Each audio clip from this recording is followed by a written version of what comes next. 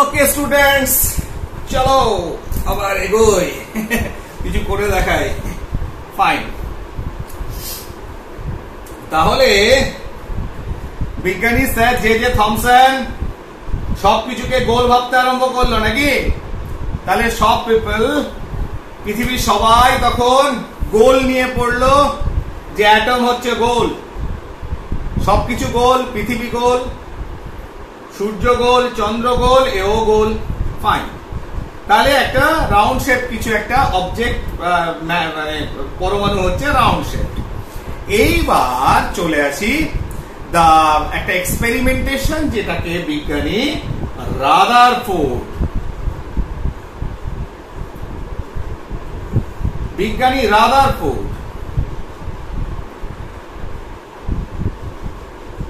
করেছিল, যেটাকে বলা হচ্ছে আলফা বিচ্ছুরণ পরীক্ষা। ঠিক আছে, তিনি বিসমাথের মতো, বিসমাথ 83 এরকম বিসমাথের মতো কিছু একটা তেজস্ক্রিয় একটা পদার্থ নিয়ে, তেজস্ক্রিয় ক্লাস 10-এ আমি অলরেডি বলেছি, তাও আমি এটা যদি ভিডিওটা যে কেউ দেখতে পারো তাদের জন্য আরেকবার বলে দিই যে হেনরি বেকেরেল প্রথম লক্ষ্য করলেন যে এক ধরনের একটা ভারী কোন একটা মৌলের একটা মানে একটা তার একটা মিনারেল, একটা খনিজ পদার্থ, একটা তার ভিতরে একটা ভারী মৌল রয়েছে। ঠিক আছে, তোমার সে কি করেছিল, তার ড্রয়ারে ছিল, সেই ড্রয়ারেই একটা ফটোগ্রাফিক প্লেট ছিল।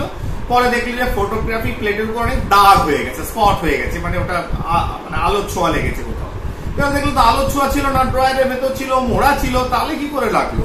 পরবর্তীকালে তিনি আবিষ্কার করলেন যে কিছু ভারী মৌল, তাদের থেকে স্বতঃস্ফূর্তভাবে বিভিন্ন রশ্মি, আলফা, বিটা, গামা, এরকম ক্ষতিকারক রশ্মি বেরিয়ে আসে। সেখান থেকে তিনি কনসেপ্ট করলেন রেডিও অ্যাক্টিভ বা তেজস্ক্রিয়তা। রেডিও অ্যাক্টিভিটির সূত্রপাত হলো পরবর্তীকালে Madame Curie, Pierre Curie, Irin কুরি, এদের বিভিন্ন কন্ট্রিবিউশন আছে। বিভিন্ন তেজস্ক্রিয় মৌল, uranium, polonium, thorium, plutonium, actinium. ঠিক আছে, তার পরবর্তীকালে প্রাকৃতিক তেজস্ক্রিয়তার সঙ্গে সঙ্গে কৃত্রিম তেজস্ক্রিয়তা ইত্যাদি ইত্যাদি তোমার বিভিন্ন জিনিস জনসমক্ষে এলো। এরকমই একটা তেজস্ক্রিয় মৌল বিসমাথ, যেটা থেকে একটা ভারী কণা, আলফা কণা, আলফাটা কেমন, হিলিয়াম পরমাণু, যার দুটো আধান কম, তার মানে দুটো ইলেকট্রন কম। ঠিক না? তাহলে মানে ইলেকট্রন লেস হিলিয়াম পরমাণু, সেটা হচ্ছে আলফা কণা, প্রচন্ড শক্তিশালী। ঠিক আছে, কোন 1 থেকে 10% velocity of light, 3 × 10⁸ metre per second. এই যে রেঞ্জ, এর 1% থেকে 10% পর্যন্ত স্পিড হতে পারে কার, আলফা কণা। সেই আলফা কণা আমাদের শরীরে প্রবেশ করলে শরীরে ক্যান্সার, বিভিন্ন রকম রোগ সৃষ্টি হচ্ছে। ঠিক আছে, এইবার বিসমাথ থেকে যে আলফা কণা বেরোচ্ছে, সেই আলফা কণা দিয়ে একটা এক্সপেরিমেন্ট করলেন। ঠিক আছে, এক্সপেরিমেন্টটা কি রকম?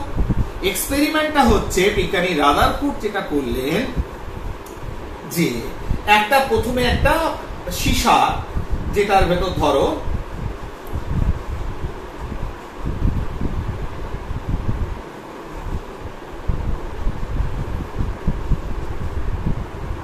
এর ভেতরে বিসমাথটাকে রাখলেন, তেজস্ক্রিয় মৌলটাকে রাখলেন, অর্থাৎ সূত্রটাকে রাখলেন। ঠিক আছে, সেইটাকে ধরো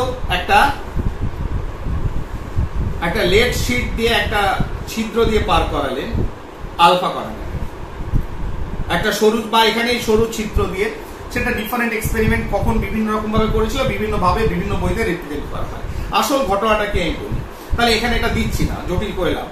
তাহলে একটা সরু ছিদ্র দিয়ে সেই এখান থেকে যে রশ্মি বেরোয়, কি রশ্মি বেরোয়, আলফা কণা বেরোয়, আলফা রশ্মি বেরোয়, সেটা যে বেরিয়ে আসছে, সেটাকে আলফা কণাটাকে তিনি, তাহলে বিসমাথ থেকে আলফা কণা বেরোলো, আলফা কণাটাকে তিনি একটি সরু, ঠিক আছে না, এমন একটা ধাতব পাতের উপর ফেললেন।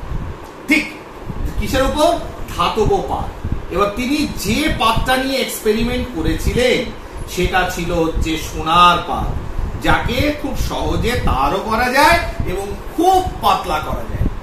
কেন খুব পাতলা করেছিল? তার দুটো কোশ্চেন অ্যারাইজ করেছে, যেটা আমরা পরে উত্তর দেব, আগে অবজারভেশন দেখে নিই। তাহলে কি হয়েছিল, তাহলে প্রথম প্রশ্ন হচ্ছে, 1 নম্বর কোশ্চেন হচ্ছে, আমি গ্রিন কালার দিয়ে লিখি তাহলে অনেকে বুঝতে পারবে।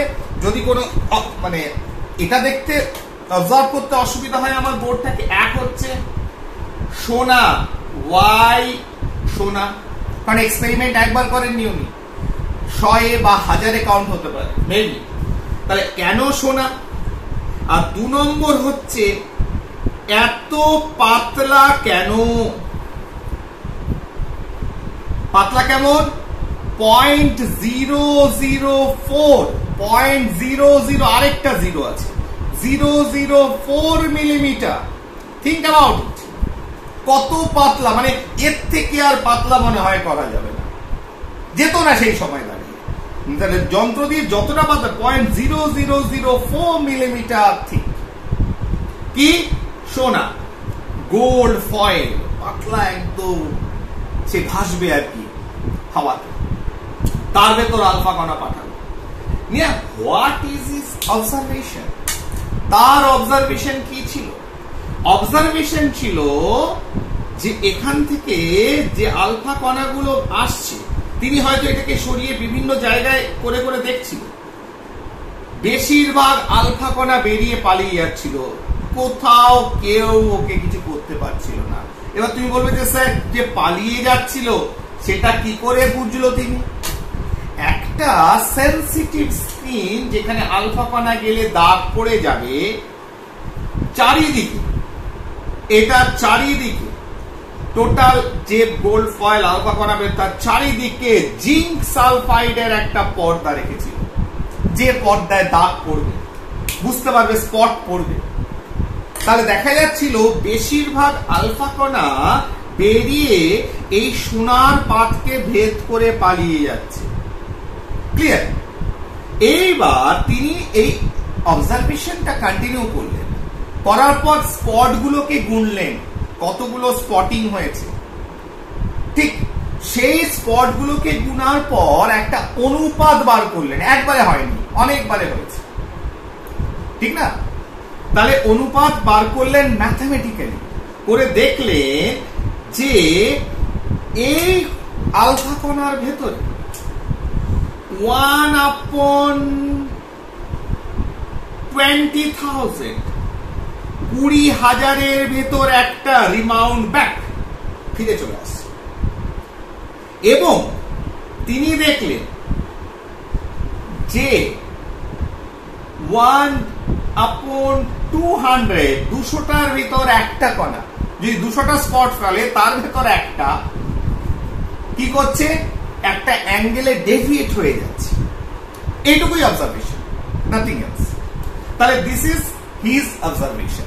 তিনি কি পেলেন, 20,000-এর ভিতর একটা ফিরে চলে আসছে আলফা কণা। তাহলে ভাবো, আলফা কণা যাকে কেউ হেলাতে পারে না, সীসার মতো খুব ভারী ধাতু এক আটকাতে পারে, সে সোনা, একটা স্টেবল এলিমেন্ট, হেভি এলিমেন্ট বেশ খানিকটা, ঠিক না? যেখানে 97-এর মতো তার অ্যাটমিক নাম্বার, তাই তো? তাহলে সেক্ষেত্রে যে যেখানে 97 অ্যাটমিক নাম্বার গোল্ডের, তাহলে সেও তাকে কিছু করতে পারছে না, সব বেরিয়ে পালিয়ে যাচ্ছে, ফুটো হয়ে বেরিয়ে চলে যাচ্ছে। তাহলে ভেতরে কি এমন আছে যেটা ওকে ফিরিয়ে দিল বা ওর রাস্তা থেকে সরিয়ে দিল? কার? এই আলফা কণার, যে আলফা কণা বেরিয়ে যাচ্ছে। তাহলে এই এক্সপেরিমেন্ট থেকে তোমার কি মনে হয়, রাদারফোর্ডের কি মনে হয়েছিল? তাহলে আমরা যদি একটা কনক্লুশন ড্র করি এখান থেকে, যেটা রাদারফোর্ডও করেছিল, তাহলে এবং প্রত্যেকটা জিনিসের ভিতর দেখবে যুক্তি রয়েছে। সেটা কি? এই পাতের ভেতর যদি ধরে নি যে সোনার পরমাণু রয়েছে, তাহলে সেই পরমাণুর ভেতর যে প্রোটন কণা রয়েছে, তাহলে আলফা কণা যখন এসছে, এই প্রোটন কণার সঙ্গে ধাক্কা লেগে নিজের পথে ফিরে গেছে, কারণ আলফা কণাও হচ্ছে পজিটিভ। যে পার্টিকেলটা, যে আলফা কণাটা এর পাশ দিয়ে গেছে, সে বেঁকে গেছে। আর এটা যদি 1/20,000 হয়, 20,000 একটা, এটা 1/200 হয়। আর বাদ বাকি যারা এদিক থেকে গেছে, বাদ বাকি নিউক্লিয়াস বাইরে দিয়ে গেছে, তারা এইভাবে বেরিয়ে চলে গেছে। তার মানে কি বোঝা গেল, যে 1 নম্বর কনক্লুশন আমরা এটুক বুঝতে পারি যে পরমাণুর বেশিরভাগ অংশ ফাঁকা। স্বাভাবিক, রাদারফোর্ড বলবে কি, তুমি নিজেই বুঝতে পারছো, আলফা কণা বেরিয়ে পালিয়ে যাচ্ছে, বেশিরভাগটাই ফাঁকা। এবার 20,000-এ একটা মানে কি, খুব একটা ক্ষুদ্রতম জায়গায়, যেখানে এতটাই তার ভর, এতটাই তার পজিটিভ চার্জ, যে সেখানে আলফা কণাকেও ফিরিয়ে দিয়েছে। কি করেছে? আলফা কণাকেও ফিরিয়ে দিয়েছে। তাহলে 2 নম্বর হচ্ছে পরমাণুর কেন্দ্রে। এটা ঠিক একবারে এসছে না, প্রচুর এক্সপেরিমেন্ট করতে হয়েছে, গুনতে হয়েছে বসে বসে কটা স্পট পড়লো, তারপরে কনক্লুশনে এসছে যে এতগুলোর ভিতর এতগুলো ব্যাক করছে, ঠিক কিনা? তাহলে পরমাণুর কেন্দ্রে ক্ষুদ্র অংশে সেখানে কি রয়েছে? প্রোটন। কেন প্রোটন? কারণ সেটা অবশ্যই পজিটিভ নয়। আলফা পজিটিভকে কেন সে বিকশিত করে তাড়িয়ে দিচ্ছে? তার মানে বিকশিত করছে। শুধু তাই নয়, যেহেতু তার পাশ দিয়ে গেলেও সে দূরে সরে যাচ্ছে। তার মানে কি, এই দুটো এক্সপেরিমেন্ট, এক হচ্ছে ফিরে চলে আসা, আর 2 নম্বর হচ্ছে পাশ দিয়ে গেলে পাশে সরে যাওয়া, একটা অ্যাঙ্গেলে। এই সোজা যাওয়ার কথা ছিল, সোজা একটা অ্যাঙ্গেলে বেঁকে যাচ্ছে, তার মানে অবশ্যই পজিটিভ চার্জ। তাহলে পরমাণু অংশে এই অংশে প্রোটন আছে, প্লাস যেহেতু ব্যাক করে আসছে, এটা থেকে কি কনক্লুশন ড্র করলেন? যে শুধু এটা পজিটিভ চার্জ নয়, প্রোটন থাকে না, সেটা খুব ভারী, ঠিক আছে না? কেন্দ্রে ক্ষুদ্র অংশে প্রোটন ও নিউট্রনও আছে, নয় নিউট্রন না থাকলে এটাও তো ভারী হতো না। তাহলে ওখানে পজিটিভ আধানও আছে, তার সঙ্গে নিস্তড়িত নিউট্রনও আছে, ঠিক আছে? তাই ওই অংশের ভর অত বেশি, ঠিক আছে? তাহলে পরমাণু কেন্দ্রে ক্ষুদ্র অংশে প্রোটন ও নিউট্রন কণা বর্তমান। এটারই তিনি নাম দিলেন নিউক্লিয়াস।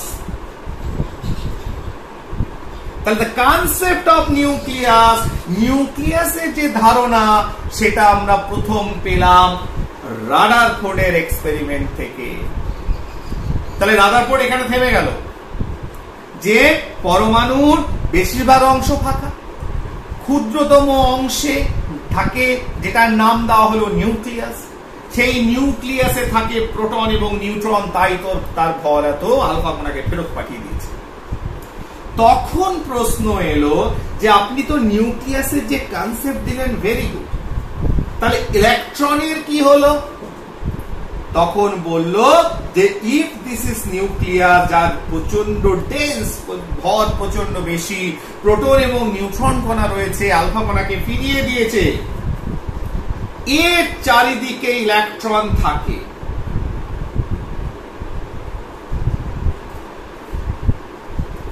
এর চারিদিকে কি থাকে? ইলেকট্রন থাকে। কিন্তু ইলেকট্রন হালকা, ইলেকট্রন ঋণাত্মক ধর্মী। ফলে আলফা কণা যখন এসছে প্লাস আধান যুক্ত, সেই প্লাস আধানের সঙ্গে এ কোনো এফেক্ট ফেলতে পারেনি। রাস্তা যে পথে গেছে, আলফা কণা ইলেকট্রন আশেপাশে যা ছিল না ছিল ভেদ করে চলে গেছে। হতে পারে কোন ইলেকট্রনকে যদি বলে স্যার ইলেকট্রনকে যাকে ধাক্কা মেরেছে, হ্যাঁ ধাক্কা মেরেছে, হয়তো বার করে দিয়েছে পরমাণু থেকে, সে পরমাণু থেকে ইলেকট্রনকে বার করে দিয়েছে, কিন্তু ও ওর ইলেকট্রনকে বার করেছে, কিন্তু ও নিজের রাস্তা থেকে কোনো দিকে নড়েনি। বলো পরিষ্কার? তাহলে এবার রাদারফোর্ড ভাবল যে ইলেকট্রন কি এদিক ওদিক এমনি রয়েছে? আদৌ কি এটা সত্য? হতে পারে। তখন দেখলো না, কারণ নিউক্লিয়াস যদি এটা ভাবি, দিস ইজ নিউক্লিয়াস, তার চারিদিকে যে ইলেকট্রন ঋণাত্মক আধান তো এমনি থাকতে পারে না, সে তো এর সঙ্গে এসে এইখানে থাকবে।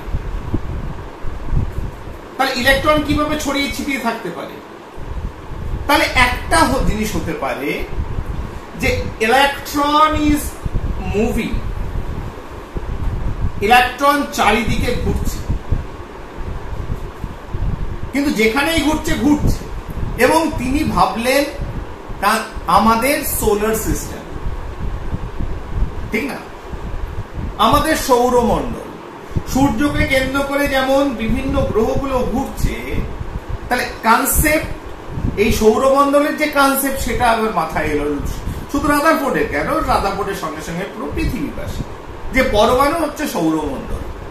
তার আগে ছিল পরমাণু একটা ফলের মতো, প্লাম পুডিং বটে, এবার এলো পরমাণু সৌরমণ্ডলের মতো, যে নিউক্লিয়াসকে কেন্দ্র করে ইলেকট্রন গুলো ঘুরছে।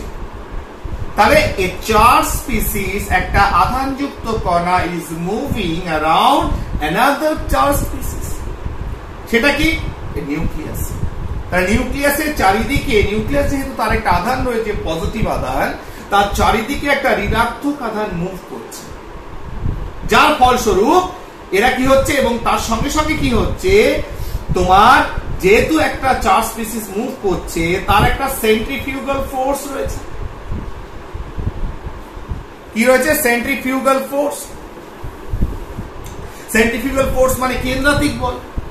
তাহলে এই কেন্দ্রাতিক বল, সেন্ট্রিফিউগাল ফোর্স, তাকে বাইরের দিকে নিয়ে যাওয়ার চেষ্টা করছে, কনসেপ্ট দিচ্ছে রাদারফোর্ড। এবং তার সঙ্গে সঙ্গে এটা কিন্তু তার অবজারভেশন নয়, এটা হচ্ছে অবজারভেশন যা পাওয়া গেছে যে নিউক্লিয়াসের ভেতর প্রোটন রয়েছে, ভর আধান, আর বেশিরভাগ জায়গা ফাঁকা অ্যাটমে। তারপরে এটা হচ্ছে যুক্তি যে এটা অবশ্যই এরকম ভাবে হয়েছে, ঠিক না, এবং তার যে কনক্লুশন যে পরমাণুর গঠন কেমন, তার সঙ্গে সঙ্গে যে দুটো বললো, একটা নিউক্লিয়াসের কনসেপ্ট, পরমাণুর ক্ষুদ্রতম অংশে কেন্দ্রে রয়েছে প্রোটন এবং নিউট্রন নিউক্লিয়াসের ভেতর, এবং বেশিরভাগ অংশ ফাঁকা। These are the experimental observation and this is theory. যে তাহলে ইলেকট্রন কি করছে? ইলেকট্রন তার চারিদিকে ঘুরছে, ঠিক। তাহলে যদি ঘুরে থাকে তাহলে দুটো ফোর্স অপারেট করছে। কি ফোর্স অপারেট করছে? সাপোজ ইলেকট্রনের ভর হচ্ছে m, একটা ভেলোসিটি নিয়ে ঘুরছে v, এবং যদি এটা ভেবে থাকি যে খুব ক্ষুদ্রতম অংশ, একটা point, this is a point, যদি আমি ভেবে থাকি যে নিউক্লিয়াস ইজ এ পয়েন্ট, তাহলে এর ভিতর ডিসটেন্স যদি r হয়, তাহলে এই যে কেন্দ্রাতিক বল, সেন্ট্রিফিউগাল ফোর্স, তাহলে এই centrifugal force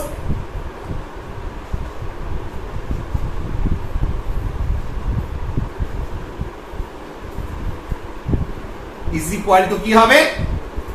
centrifugal force is equal two হবে mva স্কয়ার বাই r। ঠিক। আরেকটা ফোর্স এখানে অপারেট করছে, ভেতরের পজিটিভ আধান ঋণাত্মক একে অপরকে আকর্ষণ করছে, যেটা হচ্ছে স্থির তড়িৎ আকর্ষণ বল বিটুইন টু চার্জেস। যদি এর আধান ই ধরি, এটার আধানও ই হয়, এবং এই পরমাণু ক্রমাঙ্ক যদি জেড হয়, জেড হচ্ছে পরমাণু ক্রমাঙ্ক, তাহলে যতগুলো, তাহলে নিউক্লিয়াসের আধান কি? তাহলে নিউক্লিয়াসের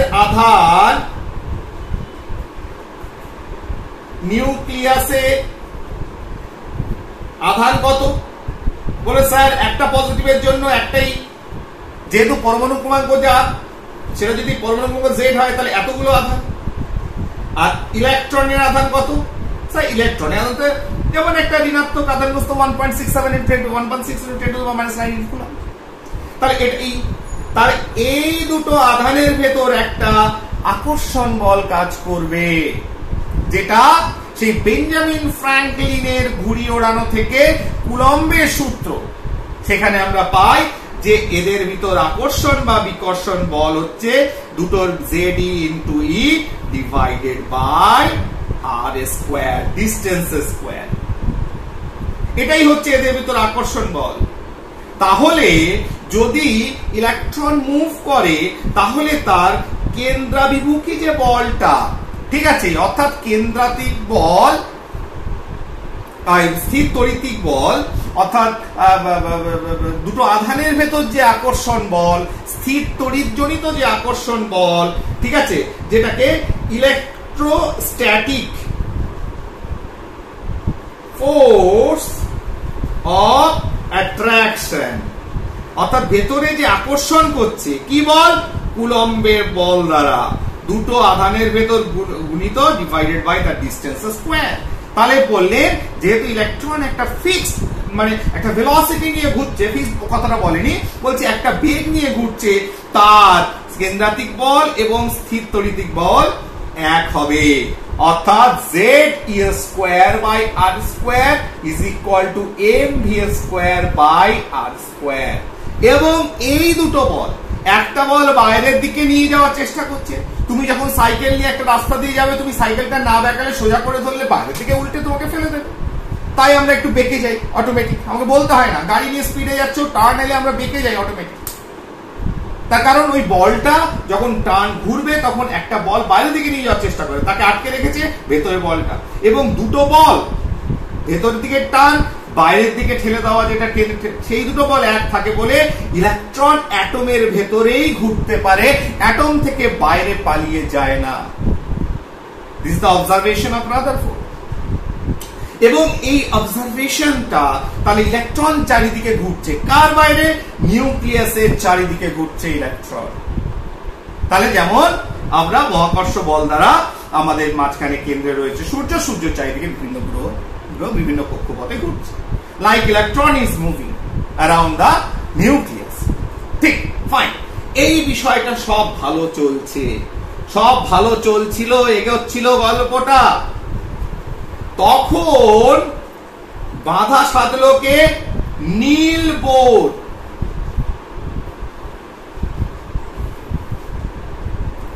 বিজ্ঞানী নীল বোর বাধা সাধলো। কেন বাধা সাধলো? বাধা সাধলো একটা এক্সপেরিমেন্ট, কে, James Clerk Maxwell. James Clerk ম্যাক্সওয়েলের একটা অবজারভেশন। কি অবজারভেশন? অবজারভেশন ছিল যখন একটা আধান তার পাশে আরেকটা আধান যখন গতিশীল, মানে এর সাপেক্ষে এ, তার মানে রিলেটিভ মোশনে যখন রয়েছে, ইন রিলেটিভ মোশন,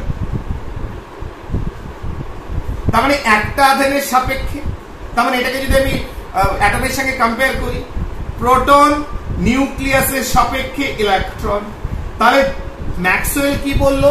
ম্যাক্সওয়েল কিন্তু ইলেকট্রন প্রোটন নিয়ে বলেনি, তিনি তার এক্সপেরিমেন্টে দেখেছেন, এক্সপেরিমেন্টাল অবজারভেশন। কেন বলেনি? এটা হয় বলেছে বিজ্ঞানী ম্যাক্সওয়েল, হয় বলে খালাস। কি বলেছে? একটা আধানের রেসপেক্টে আরেকটা আধান যখন মুভ করবে, ইন মোশন হবে, তখন এই আধানটা যেটা মোশনে রয়েছে, যেটা একটা নির্দিষ্ট একটা বেগে রয়েছে, সে কি করবে? চারিদিকে রেডিয়েট করবে, কি? শক্তি বিকিরণ করবে। কি করবে? শক্তি বিকিরণ করবে। ব্যাস, হয়ে গেল। বিজ্ঞানী নীল বোর প্রশ্ন তুললো যে ম্যাক্সওয়েল তো অবজারভেশন বলে দিয়েছে এক্সপেরিমেন্ট করে যে একটা আধানের রেসপেক্টে আরেকটা আধান মুভ করলে তার এনার্জি লস হবে। তখন বলল যে বিজ্ঞানী রাদারফোর্ডের যে এক্সপেরিমেন্ট, তাহলে কি হলো? রাদারফোর্ডের এক্সপেরিমেন্টে যে বলল ইলেকট্রন ঘুরছেন প্রোটনের চারিদিকে, তাই একটা চার্জ আধানগ্রস্ত বস্তু চারদিকে তার রেসপেক্টে আরেকজন যখন মুভ করছে at a particular at a velocity, সেটা মেবি চেঞ্জেবল, চেঞ্জ হচ্ছে কি হচ্ছে না জানে না কেউ, একটা বেগ নিয়ে ঘুরছে, তাহলে তার যদি শক্তি ক্ষয় হয় তাহলে অবশ্যই আকর্ষণ বল বেড়ে যাবে। আর আকর্ষণ বল যদি বেড়ে যায় তাহলে হিসেব মতো সে এইভাবে ঘুরতে ঘুরতে স্পাইরাল পথে চলে আসবে, এসে কি হবে? নিউক্লিয়াসের ভেতর ঢুকে পড়বে। তাহলে নিউক্লিয়াসের স্ট্রাকচারের পরিবর্তন হবে কিংবা বিস্ফোরণ হবে, কিছু একটা তো হবে। কিন্তু বাস্তবে ইন রিয়ালিটি ইলেকট্রন এবং ইলেকট্রনের নিউক্লিয়াসের ভেতর ঢুকে যাওয়া, নিউক্লিয়াসের বিস্ফোরণ, এরকম কোনো তথ্য পাওয়া যায় না। তাহলে জেমস ক্লার্ক ম্যাক্সওয়েলের যে observation about two charged bodies, one is moving in respect to other, তাহলে সেটা যদি হয় তাহলে আমি বলতে পারি failed।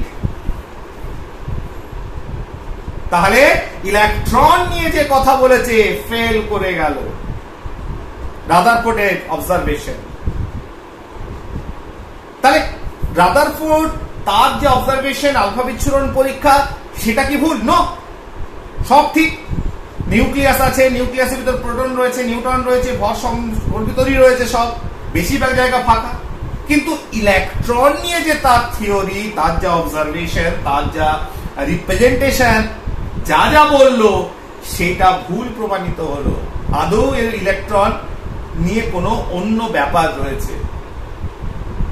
ঠিক, শুধু তাই নয়, শুধু তাই নয়, একটা টার্ম লিখছি, তারপরে আমি এক্সপ্লেইন করছি ব্যাপারটাকে নেক্সট পার্টে, এই পার্টে হবে না।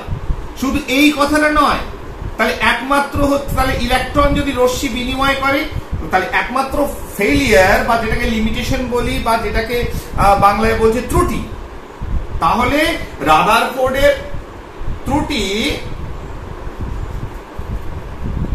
কার ত্রুটি? ডিফেক্ট বা ফেলিয়ার অফ রাদারফোর্ড এক্সপেরিমেন্ট। এক হচ্ছে যে যদি ম্যাক্সওয়েলের অবজারভেশন যে করতেই হবে, ঠিক এক্সপেরিমেন্ট করেছে, তাহলে ইলেকট্রন সবসময় শক্তি বিকিরণ করবে, এক সময় এসে নিউক্লিয়াসের ভিতরে ঢুকে পড়বে, এটা একটা ত্রুটি। আর 2 নম্বর ত্রুটি যেটা যেটা বিজ্ঞানী নীল বোর অবজার্ভ করেছিল এবং রাদারফোর্ডকে বলেছিল, দেখুন এক ম্যাক্সওয়েল আপনারটা ভুল প্রমাণিত করেছে। রাদারফোর্ড বলল, ইয়েস স্যার, ভুল প্রমাণ, আমি ভুল বলেছি, আমি ইলেকট্রনের নিয়ে যে তথ্যটা দিয়েছি হয়তো ঠিক মতো হয়নি, আর কিছু দিতে হবে তথ্য, আমার তথ্যটা ঠিক মতো আমি বুঝতে পারছি না। ম্যাক্সওয়েল ঠিক তো, ম্যাক্সওয়েল আমাকে দেখিয়ে দিয়েছে এক্সপেরিমেন্ট করে যে হ্যাঁ এটা হয়, তাহলে আমারটা তো ঠিক হলো না। ঠিক হলো না মানে যুক্তিটা ঠিক হলো না ইলেকট্রন নিয়ে। আর 2 নম্বর হচ্ছে যে বিজ্ঞানী নীল বোর দেখালো যে বর্ণালী মানে আলোর বিচ্ছুরণে যে প্রিজমের ভেতর বর্ণালী তৈরি হয়, নেক্সট পার্টে একটু বলে দেবো। সেই বর্ণালী বলে দিই, টার্মিনোলজি বলি, যে বর্ণালীটা অরিজিনালি পেয়েছি সেটা রেখা বর্ণালী। একটা পরমাণুর রেখা বর্ণালী পাওয়া যায়, রেখা বর্ণালী। কিন্তু এরকম ভাবে রাদারফোর্ডের যে অবজারভেশন, যে ইলেকট্রন ঘুরছে প্রোটনের চারিদিকে, সেই অনুসারে যে বর্ণালী পাওয়ার কথা ছিল সেটা হচ্ছে তোমার কন্টিনিউয়াস স্পেকট্রাম, অর্থাৎ নিয়মিত বর্ণালী। একটা টার্ম আছে, দাঁড়াও বইটা কোথায় গো, বইয়ে নিরবিচ্ছিন্ন বর্ণালী, নিরবিচ্ছিন্ন কন্টিনিউয়াস স্পেকট্রাম।